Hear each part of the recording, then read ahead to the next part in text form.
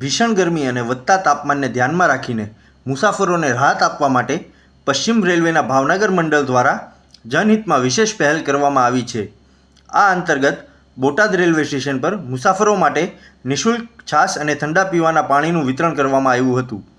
વરિષ્ઠ મંડળ વાણિજ્ય પ્રબંધક શ્રી અતુલકુમાર ત્રિપાઠીએ માહિતી આપતા જણાવ્યું કે બોટાદ રેલવે સ્ટેશનના પ્લેટફોર્મ વિસ્તારમાં ખાસ કરીને વરિષ્ઠ નાગરિકો, મહિલાઓ, બાળકો છાશ તથા ઠંડુ પાણી ઉપલબ્ધ કરાવવામાં આવ્યું છે, જેના કારણે તેમને ભીષણ ગરમીથી નોંધપાત્ર રાહત મળી શકે.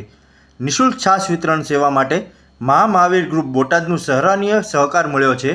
તે જ રીતે મુસાફરો માટે નિઃશુલ્ક ઠંડા પીવાના પાણીના વિતરણ માટે જાયન્ટ્સ ગ્રુપ ઓફ બોટાદનું મહત્વપૂર્ણ યોગદાન રહ્યું છે.